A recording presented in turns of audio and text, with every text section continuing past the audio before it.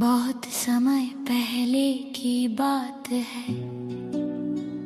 हिमालय की तलहटी में बसा हुआ सूर्यगढ़ नाम का एक समृद्ध राज्य था।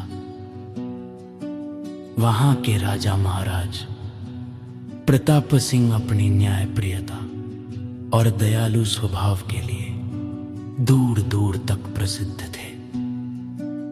प्रजा उन्हें पिता समान मानती थी। राजा का एक ही पुत्र था, राजकुमार वीरेंद्र। राजकुमार बुद्धिमान था, शस्त्र विद्या में निपुण था और प्रजा से प्रेम करता था। लेकिन वो अभी राजनीति और लोगों की चालाकियों को पूरी तरह समझ नहीं पाया था। राज्य के दरबार में एक मंत्री था, मंत्री कुटिलनाथ। वो बाहर से बहुत ही विनम्र, मीठी भाषा बोलने वाला और बुद्धिमान दिखता था। लेकिन उसके मन में हमेशा लालच और सत्ता की भूख रहती थी। वह चाहता था कि किसी तरह पूरा राज्य उसके नियंत्रण में आ जाए। राजा की बीमारी और मौका। एक वर्ष महाराज प्रताप सिंह गंभीर रूप से बीमार पड़ गए। वैद्यों ने उन्हें आराम करने की सलाह दी। राजा ने राजकुमार वीरेंद्र को बुलाकर कहा, पुत्र, कुछ समय तक राज्य की जिम्मेदारी तुम्हें संभालनी होगी। राजकुमार ने विनम्रता से सिर झुकाकर जिम्मेदारी स्वीकार कर ली। यह सुनते ही मंत्री कुटिलनाथ के मन में खुशी की लहर दौड़ गई।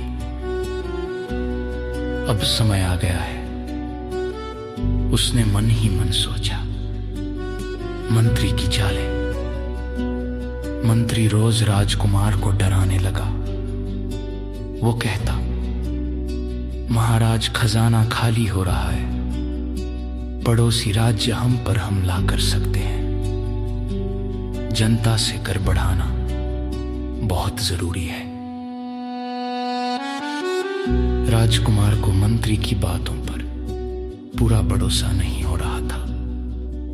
उन्होंने पूछा, क्या प्रजा पर इतना बोझ डालना सही होगा? मंत्री ने झूठी किताबें और नकली हिसाब दिखा दिए। राजकुमार कुछ देर के लिए भ्रम में पड़ गए, लेकिन उनका मन अशांत था। भेष बदलकर सच्चाई की खोज। एक रात राजकुमार ने अपने गुरु से सलाह ली। गुरु ने कहा, राजा वही होता है जो खुद जाकर सच्चाई देखे। अगले दिन राजकुमार साधारण कपड़े पहनकर गांवों में निकल पड़े। उन्होंने देखा कि किसान दिन रात मेहनत कर रहे हैं, फिर भी उनके घरों में अन्न कम है। बच्चे फटे कपड़े पहने हुए थे, लेकिन चेहरों पर सच्चाई और मेहनत की चमक थी।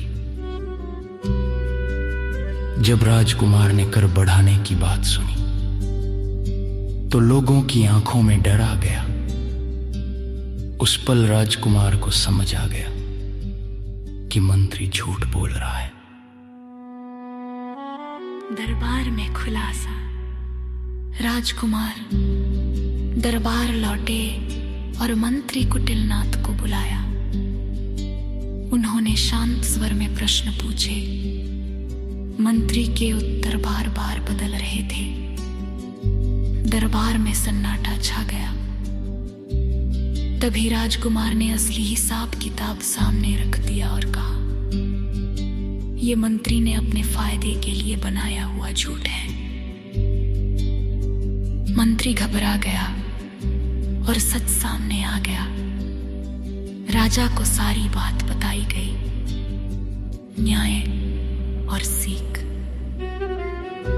महाराज प्रताप सिंह ने मंत्री को पद से हटा दिया और उचित सजा दी।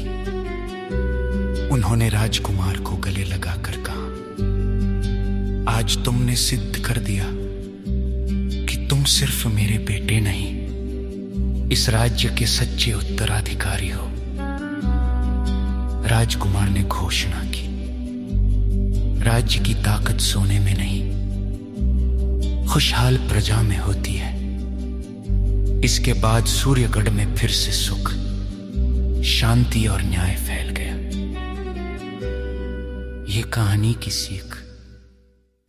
चालाक लोग मीठी बातों से धोखा देते हैं, लेकिन सच्चाई और अनुभव हमेशा जीतते हैं।